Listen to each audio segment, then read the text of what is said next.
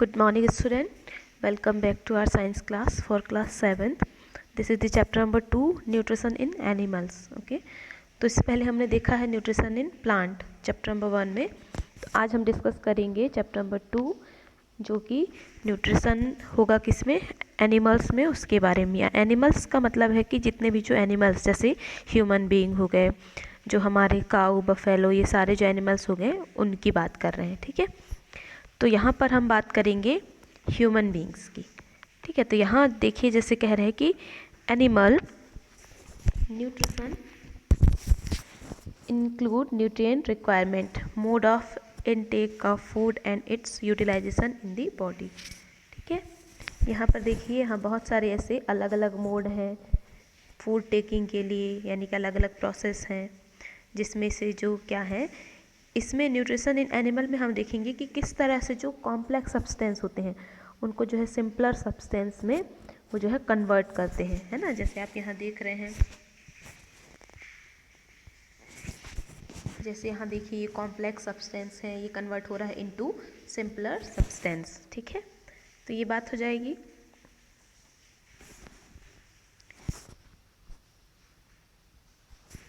कि वैसे ही यहाँ पर बहुत सारे ऐसे छोटे छोटे से डिफरेंट एनिमल्स हैं जिनमें डिफरेंट फूड टेकिंग प्रोसेस है ना. जैसे आप यहाँ देखें कि हमारा जो किस में बता रहा है डिफरेंट एनिमल्स, जैसे हमारा स्नेल, आंट, है ना. ये है snail, ant, eagle, hummingbird, lice, और उसके बाद मॉस्कीटो, बटरफ्लाई, हाउस फ्लाई, ये सब जो है इनके क्या क्या फूड है यहाँ पर बताने हैं. जैसे कि स्नेल वो क्या खाता है, छोटे छोटे ये जो हमारा स्नेल है वो क्या फूड टेक करेगा, है ना, वो बताना है. और फिर मोड ऑफ फीडिंग, किस फीडिंग के थ्रू वो एनिमल्स को एज अ फूड लेता है. देन आंट, है ना, जैसे आंट के लिए शुगर, और इस तरह से ईगल के लिए जो छोटे छोटे से बर्ड्स होते हैं, है ना, उनको वो खाएगा, जो डेड बर्ड्स होंगे उनको. देन हमिंग बर्ड क्या करता है ना, ये चीज़ आपको यहाँ बताना है. ठीक है, तो यहाँ पर different way of food taking के लिए जो डिफरेंट वे है उसमें से हम एक अमेजिंग फैक्ट के बारे में बात करेंगे. ये है हमारा स्टार फिश, है ना, जैसे देख रहे हैं आप स्टार फिश. तो ये स्टार फिश क्या करता है, star fish feeds on animals covered with hard cells of calcium carbonate. After opening the cell, the starfish pops out its stomach through its mouth to eat the soft animal inside the cell. The stomach then goes back into the body and the food is slowly digested. ठीक है, यहाँ पर मतलब ये कह रहे हैं कि जो स्टार फिश है वो क्या करता है, इसमें एक इंटरेस्टिंग फैक्ट ये है कि ऐसे एनिमल्स को वो खाता है जिनकी जो बॉडी है वो हार्ड कोटिंग से कवर होती है. जैसे आप देखे होंगे ना, जो सीप है और फिर जो हमारा स्नेल है उसके ऊपर एक हार्ड कवर होती है, तो ऐसे ही एनिमल को वो खाता है. और उनके अंदर के जो सॉफ्ट पार्ट है उसको वो क्या करेगा, अपने बॉडी की यहाँ जो स्टमक है इसको बाहर निकालता है, और बाहर निकालने के बाद क्या करेगा, वो जो हार्ड कोटिंग कवर्ड एनिमल है उसके अंदर के सॉफ्ट पार्ट को निगल लेता है. फिर जैसे ही निगल लिया तो उसके बाद ये जो स्टमक है वो अपने आप फिर बॉडी के अंदर चला जाएगा, है ना. इस तरह से फिर वो डाइजेशन करता है. ठीक है, तो ये तो बात हो गई स्टारफिश की. अब हम बात करेंगे डाइजेशन इन ह्यूमंस में, है ना. तो ह्यूमंस में जो डाइजेशन है वो हमने देखा था ना कि एक एलिमेंट्री कनाल होता है, उसी की हेल्प से ह्यूमन में डाइजेशन कंप्लीट होता है. तो जैसे आप यहाँ पर देखिए जो एलिमेंट्री कनाल है उसमें कौन कौन से पार्ट हैं, इसमें हमारा फर्स्ट बक्कल कैविटी, फिर उसके बाद हमारा स्टमक, फिर है हमारा स्मॉल इंटेस्टाइन, फिर लार्ज इंटेस्टाइन, फिर लास्ट में एनस के थ्रू ये जो है बाहर हो जाता है. ठीक है, जैसे यहाँ देखिए आप इस पिक्चर में देखिए ये क्या है, ये है माउथ, और माउथ के यहाँ पर होगा बक्कल कैविटी, है ना. फिर उसके बाद बक्कल कैविटी के बाद यहाँ पर है ये फूड पाइप, ओसोफेगस, है ना. फिर इस फूड पाइप से कहाँ जाएगा, स्टमक में. देन स्टमक के बाद और हम देखें तो यहाँ पर आएगा स्मॉल इंटेस्टाइन, है ना, ये है हमारा स्मॉल इंटेस्टाइन. फिर उसके बाद है ये पूरा ये लार्ज इंटेस्टाइन, फिर लास्ट में हमारा आ गया एनस, है ना. तो यहाँ तक ये हमारा ह्यूमंस में जो है डाइजेस्टिव सिस्टम कंप्लीट होता है. ठीक है, तो बक्कल कैविटी हम ये कहाँ पर होगा? बक्कल कैविटी जो है हमारे माउथ रीजन में, है ना। तो जहाँ पर क्या होते हैं, हम जो फूड को, अपना जो फूड है सबसे पहले हम माउथ में इनटेक करते हैं, फिर उसके बाद हम उसे चबाते हैं, च्यू करते हैं, फिर च्यू करेंगे। तो यही माउथ एक ऐसा एरिया है जहाँ पर से ही हमारा डाइजेशन जो है वो स्टार्ट हो जाता है ना। हमारे माउथ से ही डाइजेशन स्टार्ट हो जाता है। अब वो कैसे होगा? तो देखिए यहाँ पर क्या कह रहे हैं कि जो माउथ है उसमें बहुत सारे टीथ होते हैं, है ना। तो ये जो टीथ हैं वो भी अलग अलग टाइप के होते हैं। जो हमारे साइड के, जिन्हें हम, हमारे जो लास्ट वाले जो दांत होते हैं, जो टीथ हैं, दाढ़ा जो है उसे हम कहते हैं मोलर, है ना, जो कि 3 में होते हैं, है ना, 3 पार्ट्स में, ये मोलर। फिर उसके बाद दाढ़े के बाद जो, उससे पहले जो 2 टीथ 1 पेयर आते हैं ना, वो है प्री मोलर।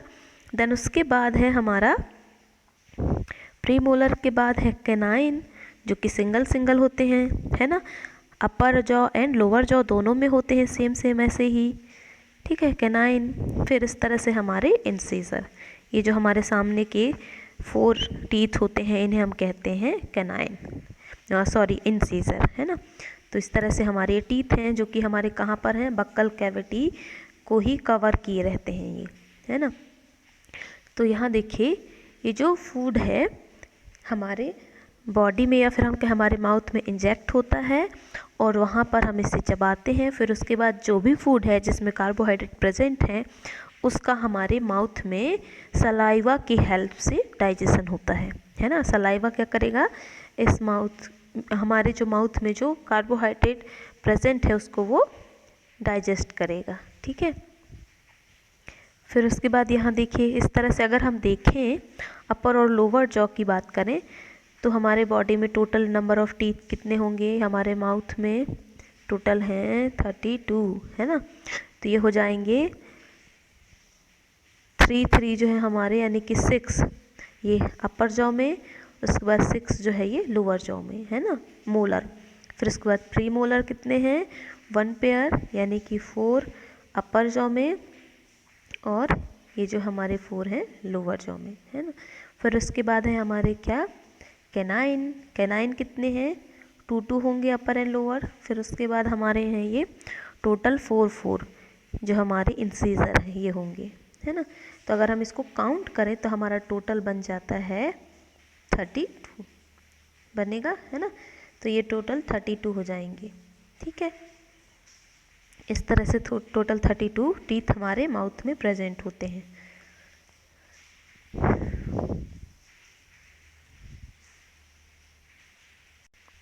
ठीक है, तो देखिए यहाँ पर क्या कह रहे हैं, वही चीज़ हमने जो आपको बताया कि जो सलाइवा है, ये सलाइवा जो हमारा लार है, break down the starch into sugars में ये ब्रेक डाउन करता है। देन नेक्स्ट है tongue is a fleshy muscular organ attached at the back to the floor of the buccal cavity and it is free at the front and can be moved in all directions. Do you know the functions of the tongue? We use our tongue for talking. हम talking के लिए हम use करते हैं, और साथ ही saliva के साथ जो है फूड को मिक्स करने में हम जो है टंग की हेल्प लेते हैं, है ना। तो इस तरह से होता है। अब जो हमारा यहाँ पर टूथ डिकेइंग की बात हो रही है, टूथ डिकेइंग के लिए हमने आपको बताया था कि टूथ डिकेइंग कैसे होता है। जब हम कोई भी चीज़ खाते हैं तो खाने के बाद अगर हम माउथ वॉश नहीं किए तो जिसकी वजह से जो फूड पार्टिकल है वो हमारे टीथ में चिपक गए हैं, तो उससे जो हमारे टीथ में पहले से ही बैक्टीरिया अवेलेबल हैं, और वो बैक्टीरिया क्या करेंगे? उस फूड पार्टिकल को डिकम्पोज करेंगे, जिससे वहाँ पर एसिड सीक्रेट होगा, और यही एसिड हमारे टीथ के लिए हार्मफुल होता है, जो कि टूथ डिकेइंग की कंडीशन तक हमें पहुँचा देता है, ठीक है। तो ये बात हो गई। फिर उसके बाद देखो यहाँ पर क्या कह रहे हैं, इसमें टंग के बारे में बताया है ना, जो जहाँ पर डिफरेंट टेस्ट होते हैं। जैसे ये देखिए, ये हमारे दिख रहे हैं, ये साइड वाले जो हैं, ये साइड टेस्ट किसको बताएंगे? फ्रंट वाला टेस्ट किसको शो करता है? तो ये हमारे ये सोर वाला जो टेस्ट, खट्टा जो है ना, सबसे पहले हमें फ्रंट से पता चलता है, और जो साइड है यहाँ पर हमें सॉल्ट वाला टेस्ट पता चलता है ना। फिर उसके बाद जी ये जो लास्ट है यहाँ पर हमें बिटर टेस्ट, ठीक है, बिटर जो कड़वे चीज़ें होते हैं उनका पता चलता है। सॉल्ट एंड स्वीट, यहाँ पर सॉल्ट एंड स्वीट होगा, दोनों चीज़ें हमें यहीं से टेस्ट मिलती हैं फूड के लिए, ठीक है। तो ये हो गया। फिर उसके बाद माउथ के बाद आता है फूड पाइप, जहाँ से जो है हमारा फूड जो है वो स्टमक तक पहुँचता है, जिसमें फूड पाइप में क्या होगा, कुछ ऐसे कॉन्ट्रैक्शन होते हैं जिसकी हेल्प से जो फूड है वो हमारे स्टमक तक पहुँचता है, ठीक है। फिर उसके बाद स्टमक में जाएगा। फिर स्टमक में क्या है, सभी जानते हैं कि स्टमक का जो रीज़न है वो कैसा होता है, एसिडिक होता है। और एसिडिक होने की वजह से जो हमारा फूड है वो ईजिली यहाँ से डाइजेशन, मतलब कम्प्लीटली डाइजेशन जो है फूड का वो यहाँ से स्टार्ट हो जाता है ना। फिर जा कर के वो हमारे लार्ज इंटेस्टाइन और जो स्मॉल इंटेस्टाइन है वहाँ पर एंड होता है, मतलब हमारे फूड का डाइजेशन, ठीक है। तो ये बात हो गई। फिर है नेक्स्ट हमारा स्टमक। अब इस स्टमक में आप देखेंगे कि यहाँ पर क्या हो रहा है, जो स्टमक है वो एक ऐसा रीजन है जहाँ पर हमारे डाइजेस्टिव जूस और सीक्रेट म्यूकस होते हैं वहाँ पर। देखिए ये mucus, hydrochloric acid and digestive juice. तो हाइड्रोक्लोरिक एसिड क्या करता है, फूड को एसिडिक मीडियम में कन्वर्ट करता है, जिससे इजीली जो डाइजेस्टिव जूस है वो फूड को डाइजेस्ट कर सके। और म्यूकस क्या करेगा, जो स्टमक की जो इनर लाइनिंग है उसको प्रोटेक्ट करता है, ठीक है। तो ये बात हो गई। फिर उसके बाद ये हमने बता दिया। अब यहाँ पर देखिए जो डाइजेस्टिव जूस है वो क्या करता है, डाइजेस्टिव जूस ब्रेक डाउन करता है प्रोटीन को इनटू सिंपलर सब्सटेंस में, ठीक है, सिंपलर सब्सटेंस में उसे ब्रेक डाउन करता है। देन नेक्स्ट है दिस स्मॉल इंटेस्टाइन, है ना। स्मॉल इंटेस्टाइन में क्या है, ये जो है स्मॉल इंटेस्टाइन एक पाइप लाइक स्ट्रक्चर है जो कि फोल्डेड रीजन है, इस तरह से वो फोल्ड रहता है। और टोटल जो इसकी जो लेंथ है उसकी अगर हम बात करें तो वो है 7.5 मीटर है ना, 7.5 मीटर है।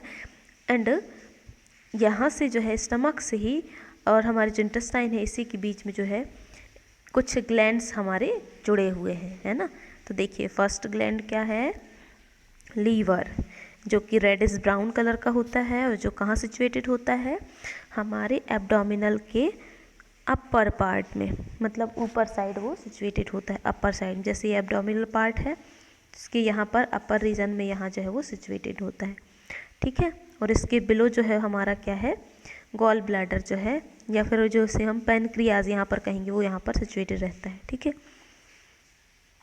तो ये जो लीवर है अब क्या सीक्रेट करेगा, लीवर के सीक्रेशन के बारे में हम बात कर लें तो लीवर जो है बाइल जूस सीक्रेट करता है, ठीक है। और लीवर को ही हम लार्जेस्ट ग्लैंड भी कहते हैं, हमारे बॉडी की लार्जेस्ट ग्लैंड लीवर है जो कि बाइल जूस सीक्रेट करता है। वो जो जा कर के एक सैक लाइक गॉल ब्लैडर में स्टोर हो जाता है।